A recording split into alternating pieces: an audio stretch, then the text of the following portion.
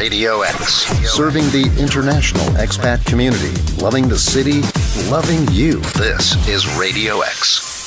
Now, did you know that more than 5.5 million young people across Europe are unemployed? Countries like Greece, Spain and Portugal are feeling devastating effects at the moment, but the impact is being seen and heard everywhere. In light of this, organisations such as JCI and individuals like Kamil, who joins me this morning, are working to establish an international network of professionals and entrepreneurs capable of tackling this problem. This morning we have the pleasure of finding out where they are up to and what they've planned next.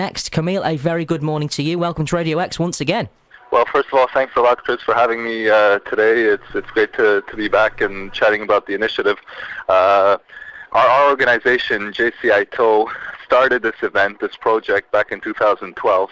It was really a response to what we saw, let's say, on the ground, speaking to colleagues, speaking to friends, which was, the problem with youth unemployment.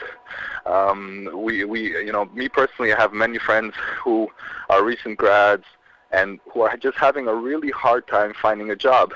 These are people who are already educated, people who have double masters, triple, diplomas, incredible things. And our organization just couldn't, do nothing about it, because the volunteer organization that I'm part of, JCI, its core mission statement is just to empower young people to create positive change. So if young people are in a situation where they don't have a job, they're really suffering, they're feeling like the world is on, because they can't overcome these challenging times in Europe, it's when we decided to take action. So that's what we proposed, this program, this project, whereby we brought together HR professionals, senior level managers, people from our personal and professional networks, and then we created this platform whereby we brought those professionals together with the people actually looking for a job. And we wanted them to exchange as much knowledge as possible, best practices, tips on the job market, just so these young people can get their foot in the door. And now we're on our third event, as you mentioned. After two successful ones, we believe that this model, this concept that we brought forward is working, and we want it to continue, but we also want it to spread. We want other organizations, volunteer organizations, to take on this challenge that we've taken on. So when is the next event taking place here in Brussels? I understand you've had a couple of successful ones, but am I right in saying the next one is in the next couple of months? Is that right? Exactly, Chris. The next one is taking place in November.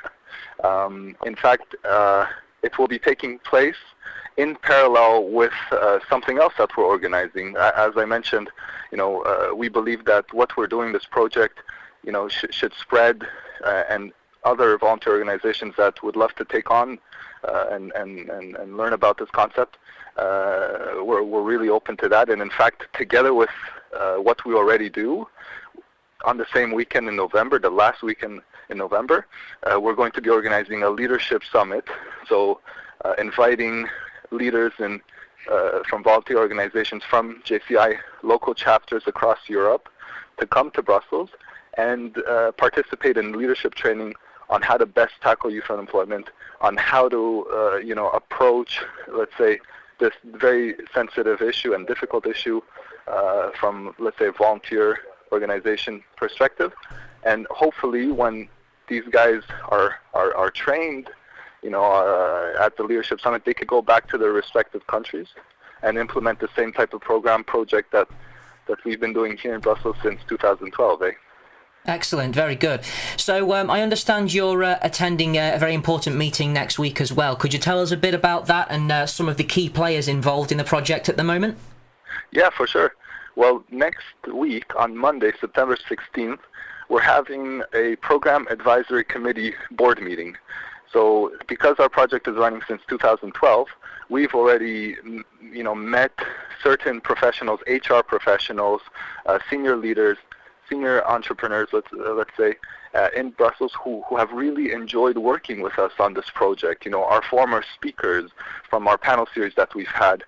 And we thought that this year we would like to engage them more in the project.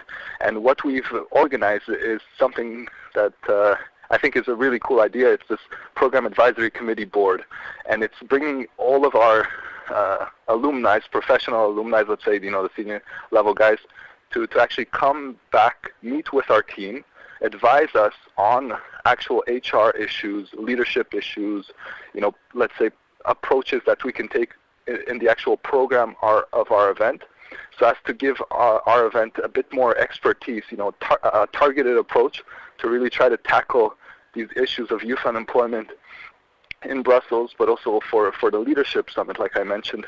And just to give you a few names, of people who are on this program advisory committee, senior advisors from the European Commission, senior HR executives from NATO. We have former vice presidents of actual companies. It's quite a heavy lineup, giving us actual advice, because if you can imagine, my team is all volunteers. Yeah, exactly. So we're doing the best with what we can, and such support from actual leaders in the field means a lot to us. It gives us some expertise. It allows us to tailor-make the program. It gives our volunteers that much more motivation that they're not alone in helping these young people that are unemployed in Brussels and in Europe, but it gives them a reassurance that they're doing the right thing and that there's many people out there that want to help.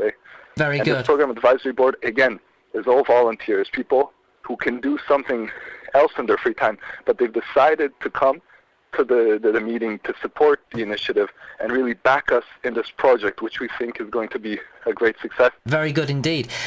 So it seems to be gathering a lot of momentum for you over the course of this year, Kamil. So what have been some of the main achievements in your mind that you've managed to attain so far this year? Yeah, for sure. 2 successful projects thus far that sold out very quickly. In fact, the second project, the second time we did the event, I don't know if I mentioned that in our interview last time, but it sold out 100 spots within 12 hours. Wow. So if you can imagine, those are all of the young people, who just are seeing what we're doing and who see the benefit of attending the event, and who register because they're in that situation where they need that advice, they need that professional push. And that's, I think, just shows the need of what we're doing, but also shows the importance of doing projects like this. I would say another key achievement is that we've garnered some European support. In fact, I don't know if I mentioned this to you already, but we've already spoken to people in different European member states, people who are within our networks, our professional, personal networks, and who've also, let's say, really taken interest in what we do, and they already want to do what we're doing in Brussels at their national level or their local level. So, we have local ambassadors, this is what I call them, local leaders already in the Netherlands. We have one in Poland, Latvia, France. We even have a friend of mine who saw a post I put on Facebook, a few weeks ago about the event, and this guy is based in Ghana, Wow. in Ghana, Africa, and he contacted me and said, "Listen, Kamil, I love what you're doing. What you're doing isn't only important for people in Europe. Yeah. Youth unemployment is a global issue." And he told me, "I want to do what you're doing. I want to take this model and apply it in Ghana." And in fact, with him, we're going to be doing a Your Future, or mentoring him to organize a Your Future in Ghana, if you can imagine. Wow, that's amazing. So it's turning into you're sort of orchestrating a model that can then be used in other countries around the world as well. That's absolutely amazing, Kamil. Well, huge congratulations with regards to that. So bringing it back to Brussels just for a second, let's say I'm listening to Radio X this morning. I'm young, I'm unemployed. I want to reach out to you. I love what I'm hearing, but I want to connect with you, Kamil. How can I do that? Yeah, for sure. We're looking for, for participants, for potential partners, sponsors, for potential leaders as well who would like to be part in the leadership summit to take the concept. So if you guys are listening to Radio X today, this morning, and you'd like to get involved in any capacity as a volunteer, as a participant, Sure. I think the best way is to get in touch with us through our Facebook fan page or our website.